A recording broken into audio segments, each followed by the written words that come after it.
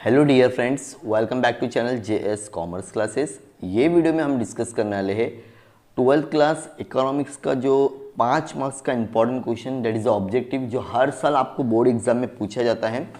ये आपके text book में कुछ चैप्टर में दिए हुए और कुछ चैप्टर में नहीं दिए हुए। तो मेरी कोशिश ये रहेगी, अगर आप इस वीडियो को पूरा देखते हो तो डेफिनेटली इकोनॉमिक्स में आपको 5 में से 5 मार्क्स लेने से कोई नहीं रोकेगा, बिकॉज जो क्वेश्चन का आंसर और जो क्वेश्चन हम लोग एक्सप्लेन करने वाले 100% बोलता हूँ एग्जाम में, वही से आपको 5 मार्क्स का इकोनॉमिक टर्म पूछा जाएगा। अब पूरे जितने भी चैप्टर्स हम सारे चैप्टर्स में से करेंगे, प्लस आपके जो क्वेश्चंस रिपीटेड हुए हैं वो भी हम इसमें वीडियो में क्या करने वाले, कवर करने वाले। तो इकोनॉमिक्स 12th बोर्ड एग्जाम 2024, अब जो भी वीडियो देख रहे होंगे, मतलब कौन से भी बोर्ड के लिए 2024 हो सकता है, जुलाई के लिए भी बच्चे इस वीडियो को देख रहे होंगे, उसके बाद में जो 2005 में होने वाला 25 में वो उसके लिए भी देख रहे होंगे, सभी के लिए इंपॉर्टेंट क्वेश्चन है। ठीक है, 5 मार्क्स कंफर्म समझिए। तो जो पहला चैप्टर है that is a introduction to micro economics and macro economics. तो ये चैप्टर में आपके पास में कुछ 12 इकोनॉमिक टर्म्स है, बहुत इजी वे में आपको याद करना है। Greek word for micro economics, यहाँ पे ध्यान से देखिए माइक्रो का ग्रीक वर्ड क्या है, एकदम ध्यान से देखेंगे। ठीक है, तो यहाँ पर आपका आंसर है मैक्रोस। क्या आंसर है? मैक्रोस। ठीक है, याद लिख देता हूँ मैं यहाँ पे मैक्रोस। ठीक है, उसके बाद में सेकंड है आपका Greek word of macro economics, तो यहाँ पर आपका आंसर हो जाएगा माइक्रोस। ये माइक्रो हो गया, ये मैक्रोस, मतलब यहाँ पे आई लगेगा और यहाँ पे ए लगने वाला है। Done. Study of large economic unit, तो यहाँ पर आपका हो जाएगा माइक्रो इकोनॉमिक्स। लार्ज है मतलब MA, मैक्रो इकोनॉमिक्स। ठीक है, इकोनॉमिक्स की स्पेलिंग पता होगी, नहीं पता तो एक बार देख लो, 1 मिनट का वर्ड है। ठीक है, एक सेंटेंस लिखना खाली, macro economics. Study of small और मिलियन पार्ट ऑफ इकोनॉमिक्स, तो यहाँ पर आपका आंसर आने वाला है micro economics. Just note down the spelling also. Okay, then question number 5, price determination of individual community by forecast of demand and supply, तो यहाँ पर आपका आंसर है थ्योरी ऑफ प्रोडक्ट प्राइसिंग। क्या रहेगा? Theory of product pricing. Spelling अगर आपको चाहिए तो आप यहाँ से स्पेलिंग ले सकते हो, theory of product pricing. Then 6th question, price determination of factor production for contributing of production process, तो यहाँ पर आपका आंसर है थ्योरी ऑफ फैक्टर प्राइसिंग। क्या रहेगा? Theory of factor. ये आपको ऑब्जेक्टिव में भी पूछा जा सकता है। Done.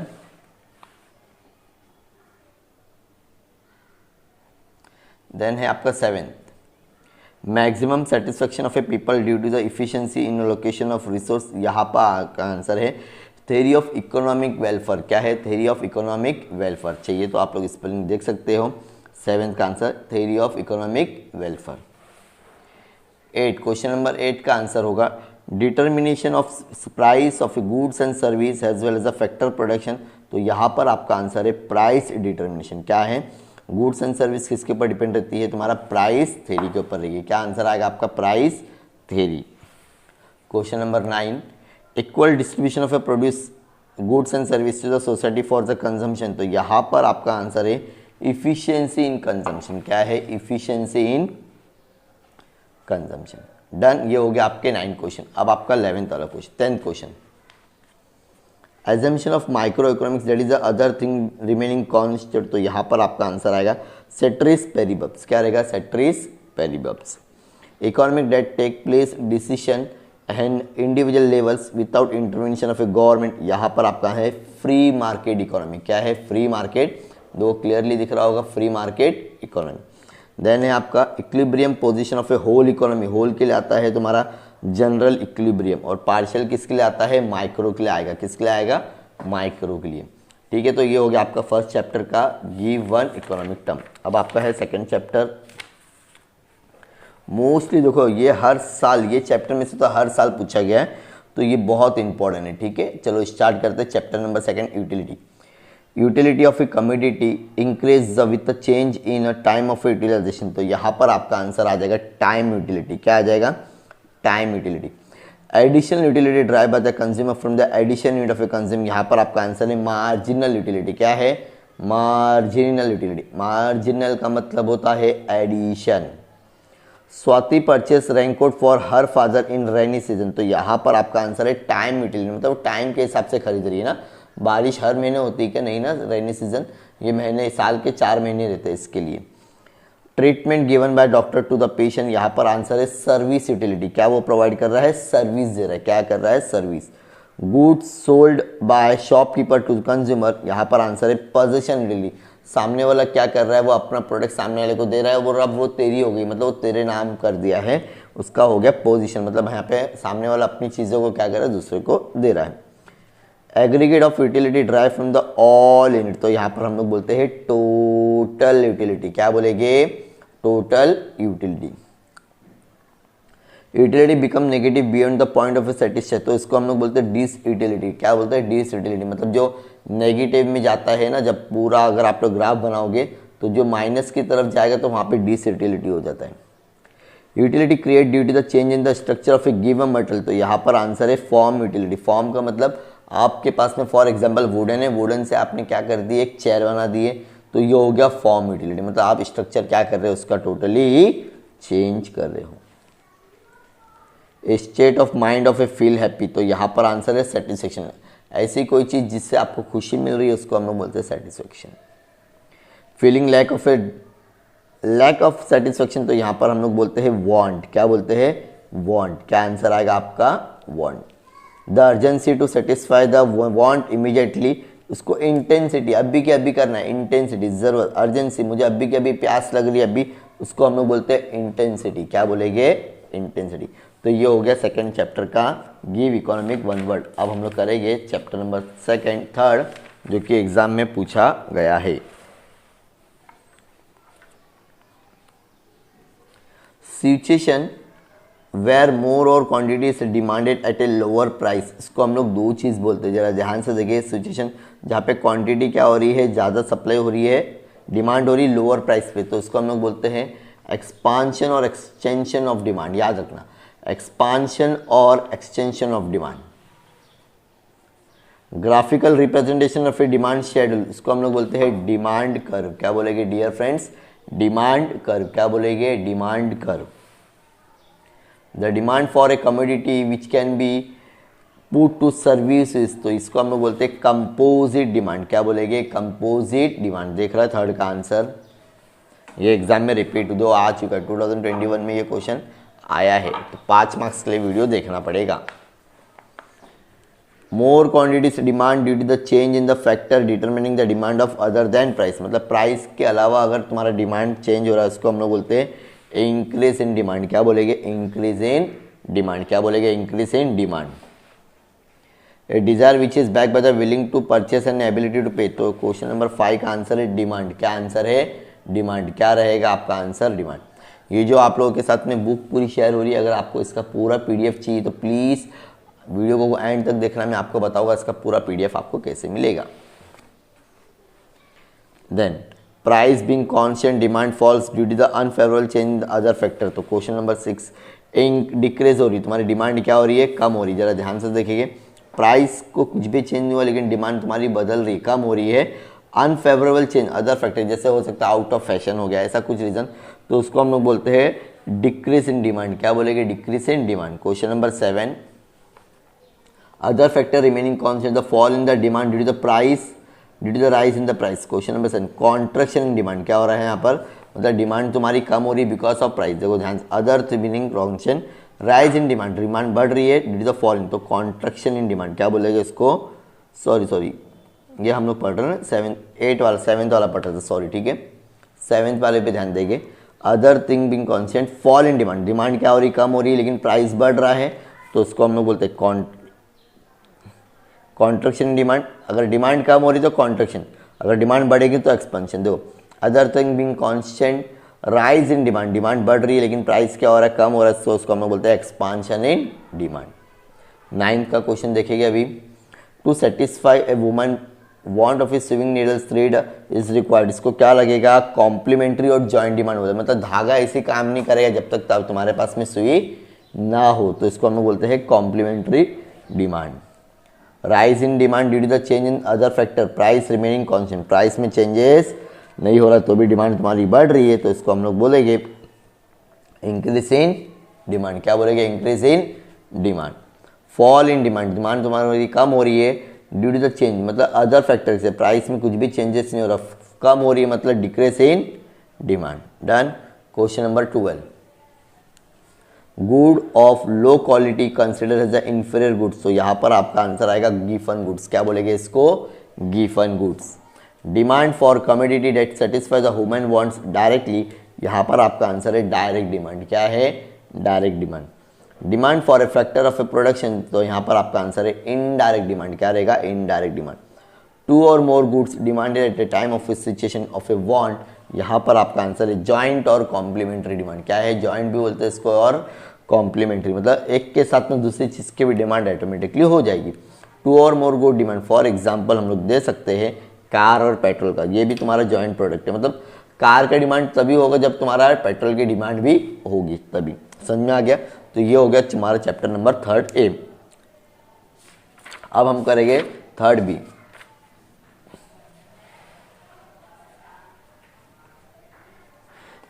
Degree of responsiveness of a quantity demand to change in income. सिर्फ इनकम की वजह से हो रही है तो इनकम इलास्टिसिटी बोलेगी हम लोग। क्या बोलेंगे? देख लो, अगर स्पेलिंग चाहिए तो इनकम इलास्टिसिटी, मतलब इलास्टिसिटी मतलब चेंज हो रहा है because of income.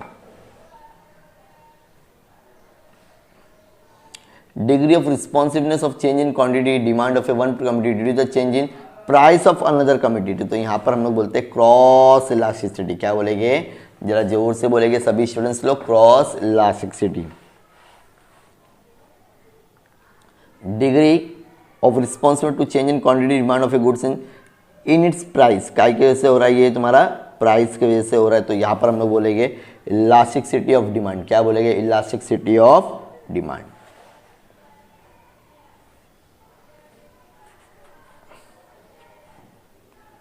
Elasticity resulting from the infinite change in quantity of a demand, इसको हम लोग बोलते हैं परफेक्टली इलास्टिक डिमांड। क्या बोलेंगे? Perfectly elastic demand. सब साथ में याद करेंगे और पीडीएफ के लिए प्लीज वीडियो को एंड तक देखना है आपको। Elasticity resulting from the proportionate change in quantity demand due to the proportionate change in the price, यहाँ पर आपका आंसर है प्राइस इलास्टिसिटी। क्या रहेगा? Price elasticity. Elasticity results from the changes in price does not effect the demand at all, यहाँ पर आपका answer रहेगा परफेक्टली इनइलास्टिक। क्या रहेगा? Perfectly inelastic. क्या रहेगा? Perfectly inelastic. 7, product of price and quantity demand, तो यहाँ पर आपका आंसर है टोटल एक्सपेंडिचर। क्या रहेगा? Total expenditure. Elasticity resulting from the change in the demand is a more than the change in the price, इसको हम लोग बोलते हैं रिलेटिवली इलास्टिक। क्या बोलेगा? Relatively elastic demand. 9th one, elasticity of demand is a measured with in the following formula.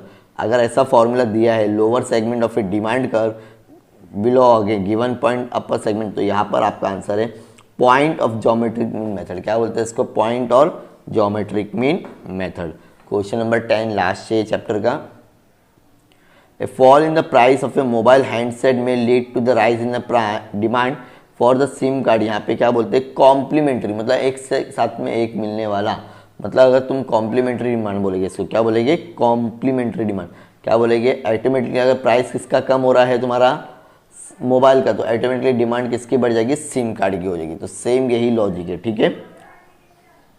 तो ये हो गया चैप्टर नंबर 3 बी। अब हम देखेंगे chapter number 4 A, that is a supply analysis.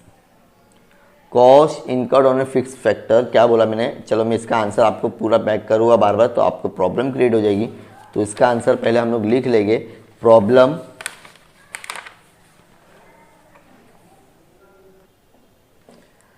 तो चलो शुरुआत करते हैं। Cost incurred on fix factor, यहाँ पर आपका आंसर रहेगा fix cost. Cost incurred per unit of a output, यहाँ पर आपका आंसर रहेगा एवरेज कॉस्ट। क्या रहेगा? Average cost.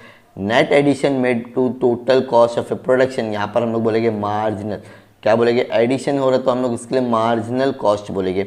रेवेन्यू पर unit of a output sold, वो होता है मार्जिनल। क्या रहेगा? Marginal revenue. क्या रहेगा? Marginal revenue. Creation of utility, यहाँ पर आपका आंसर है प्रोडक्शन। क्या है? Production. Outcome of the process of a production, यहाँ पर आपका आंसर है आउटपुट। क्या रहेगा? Output. Sum total of individual supply, यहाँ पर आपका आंसर है मार्केट सप्लाई। क्या रहेगा dear friends? Market supply.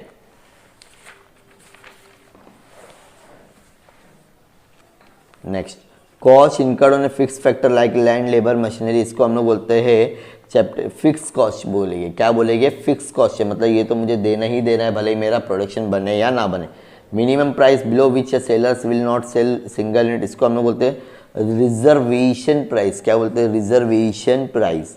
Expansion in the contraction of supply due to the change in the price, इसको हम लोग बोलते हैं वेरिएशन इन सप्लाई। क्या बोलेंगे? Variation in supply. तो इस तरह से हमारे चैप्टर नंबर 5 भी क्या हो गया है? कंप्लीट हो गया है।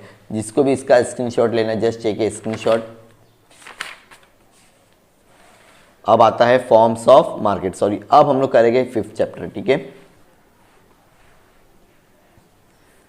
The market where there is a few sellers, so हमको लोग बोलते हैं ओलिगोपोली। क्या बोलेंगे? ओलिगोपोली। तो दिख रहा होगा आंसर आपको ओलिगोपोली, ठीक है। पहले का आंसर है oligopoly.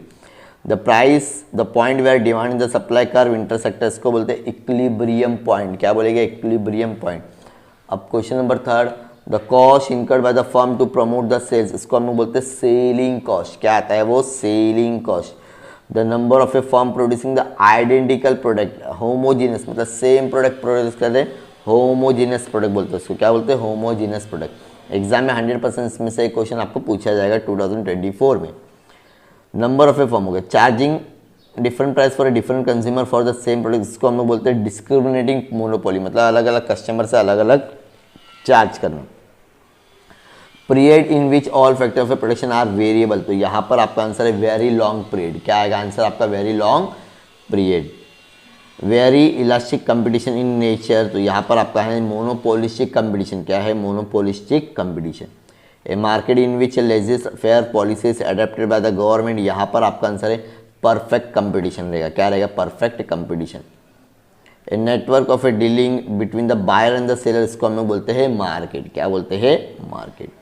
Market in which firms and industries are same, जिसको दोनों सेम रहता है उसको बोलते हैं हम लोग monopoly. Price that is determined by the intersection of a demand and supply, again equilibrium price आ जाएगा। पहले क्या था? इक्विलिब्रियम पॉइंट था, यहाँ पे इक्विलिब्रियम प्राइस रहेगा। क्या रहेगा? Equilibrium price. तो ये हो गया चैप्टर नंबर 5। अब हम लोग करेंगे chapter number 6, that is the index number.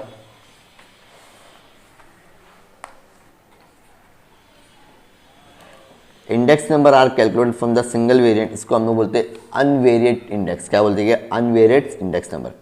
Index number calculate from the good of a variable, इसको हम लोग बोलते हैं कंपोजिट इंडेक्स। क्या बोलेंगे? Composite index. The year for which index number is being prepared, यहाँ पर हम लोग बोलते हैं करंट ईयर। क्या बोलेंगे? Current year.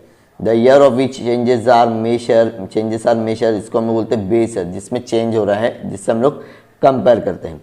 Barometer of economic activity, यहाँ पर आंसर है इंडेक्स नंबर। क्या रहेगा? चैप्टर का नाम ही है। The index which measure price level for goods trade in the wholesale market, यहाँ पर आपका आंसर है होल सेल प्राइस इंडेक्स। क्या रहेगा? Wholesale price index number. Index which is measure price level of a हो गया। Index which is measure price level of a goods retail market के लिए आएगा रिटेल प्राइस इंडेक्स नंबर। क्या रहेगा? Retail price. Base year का index number हमेशा हम लोग 100 लेते हैं। Measuring purchasing power of a money, इसको हम लोग बोलते हैं कॉस्ट ऑफ लिविंग इंडेक्स। क्या बोलेंगे? Cost of living index. तो ये हो गया आपका chapter number 6।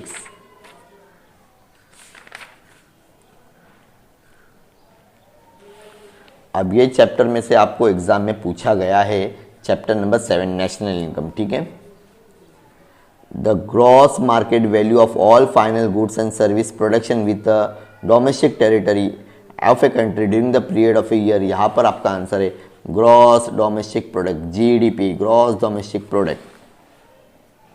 The volume of a commodity and service turn out during the given period of A time without duplication, duplication नहीं हो रहा है, इसको हम लोग बोलते हैं नेशनल इनकम। क्या बोलेंगे? National income.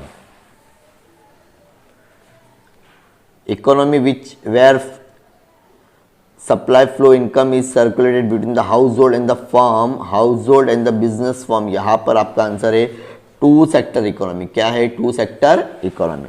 Question number 4, value of total production of a goods and service in the year express in the terms of money, यहाँ पर आपका आंसर रहेगा नेशनल इनकम। क्या रहेगा? National income. Different types of export value and the import value, यहाँ पर आपका answer रहेगा net income from the abroad, export minus import, net income from the abroad. Question number 6, organisation doing the estimation of a national income, यहाँ पर आपका answer रहेगा central statistical organisation, ठीक है। 7 organisation doing the estimation of a national income हो गया। Sum of a total income receive by all factor production, यहाँ पर आपका आंसर है 7th का, that is the income method. क्या रहेगा? Income method. Method where national income is R plus W plus I plus P plus MI plus X minus import is equal to, आपका answer आ जाएगा income method. ये भी क्या है? तुम्हारा इनकम ही मेथड है। Goods which are not consider while counting the national income, यहाँ पर हम लोग बोलते हैं इंटरमीडिएट गुड्स। डन। तो ये हो गया आपका चैप्टर नंबर 7। अब हम लोग करते हैं chapter number 8, public finance.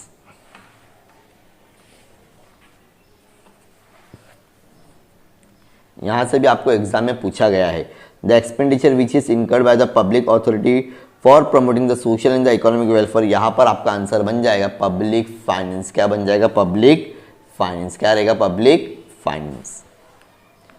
Financial statement showing the expected receipt and the propose expenditure of a government in the coming financial year, यहाँ पर आपका आंसर है डियर फ्रेंड्स बजट। क्या रहेगा? बजट बोलते हैं इसको। The compulsory contribution to the government by the person without receiving any direct proportion to the benefit of return, यहाँ पर हम लोग बोलेंगे टैक्स पे करना पड़ता है। हम लोग को कुछ मिलने वाला नहीं, लेकिन हम लोग को फिर भी पे करना है, तो that is known the tax. Borrowing of a government from the financial institution within the country, यहाँ पर हम लोग इसको नाम देते हैं इंटरनल डेप्ट। क्या बोलेंगे? इंटरनल डेप्ट बोलेंगे। क्या बोलेंगे डियर फ्रेंड्स? इंटरनल डेप्ट। The financial policy implemented by the government which deals with the public expenditure, public revenue and the public debt, 5वें का आंसर है आप लोगों का फिस्कल पॉलिसी। क्या रहेगा? Fiscal policy. The types of a budget where settlement, estimated revenue and the expenditure of a government are equal, तो यहाँ पर हम लोग बोलते हैं बैलेंस बजट। क्या हो गया? वो तुम्हारा बैलेंस हो गया। The aggregate collection of income with the government through the various sources, इसको हम लोग बोलते हैं पब्लिक रेवेन्यू। क्या बोलेंगे? Public revenue. रेवेन्यू का मतलब इनकम हो गया, पब्लिक का मतलब गवर्नमेंट हो गया। It is paid by tax payer on his income and the property, इसको हम लोग बोलते हैं डायरेक्ट टैक्स। क्या बोलेंगे? Direct tax. It is a category of a tax which is levied at a same and the constant rate on all income, इसको हम लोग बोलते हैं प्रपोर्शन टैक्स। क्या बोलेंगे? Proportionate tax. Revenue receive by the government administration other than the taxes, non tax revenue है ये। क्या रहेगा? नॉन टैक्स रेवेन्यू, मतलब टैक्स के थ्रू तुमको इनकम नहीं हुई है, कहीं और जगह से हुई है। अभी आपका 9th chapter, that is a money market capital market. क्या है? Money market and capital market. यहां से भी एग्जाम में पूछा गया है। डिपॉजिट विड्रॉल ऑन डिमांड, यहाँ पर आपका आंसर रहेगा डिमांड डिपॉजिट। क्या रहेगा dear friends? Demand deposit.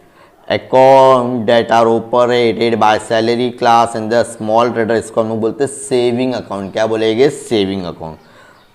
Account open by the business, sorry हाँ कॉर्पोरेशन इन द ट्रस्ट, यहाँ पे हम लोग बोलते हैं करंट अकाउंट। क्या रहेगा? 3rd का आंसर दो, बिजनेसमैन करंट अकाउंट। बिजनेसमैन आ गया मतलब करंट अकाउंट। नॉर्मली पर्सन रहेगा तो सेविंग अकाउंट।